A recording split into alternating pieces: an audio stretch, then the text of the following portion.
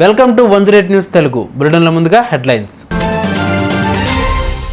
RBI governor Shaktikant Das రెండవ record అభినందనలు తెలిపిన ప్రధాని మోడీ. ఆర్జికర్ మాజీ ప్రిన్సిపల్పై తీవ్ర ఆరోపణలు, బంగ్లాదేశ్కు అక్రమంగా మందుల ఎగుమతి. విశాఖ స్థానిక సంస్థల ఎమ్మెల్సీగా బొత్స సత్యనారాయణ ప్రమాణ స్వీకారం. రేపటి నుంచి రైతుల ధర్నాలు మొదటి అడుగు, రుణమాఫీపై కేటీఆర్ ఫైర్. తెలంగాణకు రెయిన్ అలర్ట్, పలు జిల్లాల్లో భారీ వర్షాలు, ఇల్లు హెచ్చరికలు జారీ. వరుసగా రెండోసారి కూడా reserve bank of India governor Shaktikant Das ప్రపంచంలో అత్యుత్తమ కేంద్ర బ్యాంకర్గా ఎంపికైన నేపథ్యంలో ప్రధాని నరేంద్ర మోడీ ఆయనను అభినందించారు.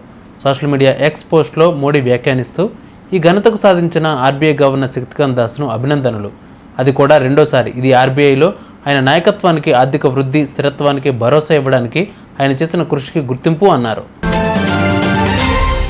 కోల్కతాలో రెసిడెంట్ వైద్యురాలి అత్యాచారానికి గురైన ఆర్జికర్ మెడికల్ కళాశాల అవినీతి పుట్టగా మారిపోయిందనే విమర్శలు వెల్లువెత్తుతున్నాయి. ఆ కళాశాల మాజీ ప్రిన్సిపల్ సందీప్ ఘోష్ అవినీతి అంతా ఇంత కాదని తెలుస్తోంది. చివరికి అనాథ శవాలను కూడా సందీప్ ఘోష్ విక్రయించేవాడని, బంగ్లాదేశ్కు అక్రమంగా ఔషధాలను ఎగుమతి చేసేవాడని మాజీ ఉద్యోగి పేర్కొన్నారు. వాడేసిన సిరంజులు, ఇతర సామగ్రిని కూడా రీసైక్లింగ్ చేసి సొమ్ము చేసుకునేవాడని తెలిసింది. గతేడాది వరకు ఇదే కళాశాలలో పనిచేసి ప్రస్తుతం ముర్షిదాబాద్ డిప్యూటీ మెడికల్ కాలేజీ సూపరింటెండెంట్గా ఉన్న అఖ్తర్ అలీపై పలు విషయాలలో ఈయనపై ఉన్నతాధికారులకు గతంలోనే ఫిర్యాదు చేశారు. తాజాగా ఈ ఆరోపణలపై ఏర్పాటైన సిట్ ఇటీవల అఖ్తర్ను విచారణకు పిలిపించింది. ఆయన ఫిర్యాదుల ఆధారంగా ఘోష్పై ఎఫ్ఐఆర్ నమోదైంది. 2023 జూలై 14న ఆలీ రాసిన లేఖ ప్రకారం ఆసుపత్రి ఆస్తులను కాలేజీ కౌన్సిల్ లేదా స్వస్థ్ భవన్ అనుమతులు లేకుండానే ఘోష్ లీజుకు ఇచ్చేవాడు. దీనితో పాటు పరీక్షలు తప్పిన విద్యార్థుల నుంచి కూడా సొమ్ములు దండుకునేవాడని ఆరోపణలు ఉన్నాయి. ఇటీవల విడుదలైన విశాఖ స్థానిక సంస్థల ఎన్నికల నోటిఫికేషన్ గడువు ముగిసింది. అయితే నామినేషన్ చివరి రోజు టీడీపీ పోటీగా దూరంగా ఉండాలని సంచలన నిర్ణయం తీసుకుంది. దీంతో నామినేషన్ గడువు ముగిసే సమయానికి 2 అభ్యర్థులు మాత్రమే నామినేషన్ పత్రాలు సమర్పించారు. అనంతరం స్వతంత్ర అభ్యర్థి కూడా తన నామినేషన్ విత్డ్రా చేసుకోవడంతో వైసీపీ నేతల బొత్స సత్యనారాయణను విశాఖ ఎమ్మెల్సీగా ఎన్నికల రిటర్నింగ్ అధికారి యునానిమస్గా ఎన్నికైనట్లు ప్రకటించారు. కాగా ఈరోజు ఏపీ అసెంబ్లీలో శాసనమండలి చైర్మన్ మోషన్ రాజు బొత్సతో ఎమ్మెల్సీ ప్రమాణ స్వీకారం చేయించారు. కాంగ్రెస్ ప్రభుత్వం ఇచ్చిన 2 లక్షల రుణమాఫీ హామీ బూటకమని, రుణమాఫీ మొత్తం దగా, మోసమని బీఆర్ఎస్ వర్కింగ్ ప్రెసిడెంట్ కేటీఆర్ ఆరోపించారు. ఇవాళ తెలంగాణ భవన్లో ఏర్పాటు చేసిన మీడియా సమావేశంలో ఆయన మాట్లాడుతూ రుణమాఫీ విషయంలో ప్రభుత్వం చెబుతున్నవి అర్ధసత్యాలు అన్నారు. రుణమాఫీ లోన్ వేవర్ కాదని, రైతులకు కుచ్చుటోపీ అని మండిపడ్డారు. 2 లక్షల రుణమాఫీ చేశామని మంత్రి తుమ్మల చెప్పారు. రుణమాఫీపై ఉత్తర కుమార ప్రగల్భాలు పలుకుతున్నారని, రుణమాఫీపై రైతులకు ప్రభుత్వం క్షమాపణలు చెప్పాలని ప్రభుత్వాన్ని డిమాండ్ చేశారు. 2 లక్షల రుణమాఫీ చేస్తామని ఏదైతే ఉత్తర కుమార ప్రగల్భాలు పలికినారో అవన్నీ కూడా బూటకం, ఇదంతా పచ్చి దగా, మోసం అని చెప్పి నేను మొన్ననే చాలా వివరంగా మీకు చెప్పడం జరిగింది. తదనంతరం మొన్నటి పత్రికా సమావేశం తర్వాత కూడా మేము ఆశించాం ప్రభుత్వం నుంచి, నిజాయితీగా ముందుకొచ్చి చేయలేకపోయినాము, మా వల్ల కాలేదు, మేము ఇప్పటిదాకా చేసినవన్నీ కూడా, చెప్పినవన్నీ కూడా అర్ధసత్యాలు, అసత్యాలు, మాకు ప్రభుత్వ నిర్వహణ అనేది చేత కావడం లేదు అని కనీసం ఓపెన్గా చెప్పినా చెప్పకపోయినా రుణమాఫీ అనేది మా వల్ల కాలేదు అని చెప్తారేమో అనుకున్నాం. కానీ చాలా నీతిబాహ్యమైన రాజకీయాలు ఈరోజు కాంగ్రెస్ ప్రభుత్వం రేవంత్ రెడ్డి గారి నాయకత్వంలో చేస్తున్నది. రుణమాఫీ బూటకం, పచ్చి మోసం, దగా అని తెలిసిపోయింది. రుణమాఫీ కాదు, జరిగింది మాఫీ కాదు, పెట్టింది రైతుకు టోపీ అనేది చాలా స్పష్టంగా అందరికీ కూడా అర్థమైంది.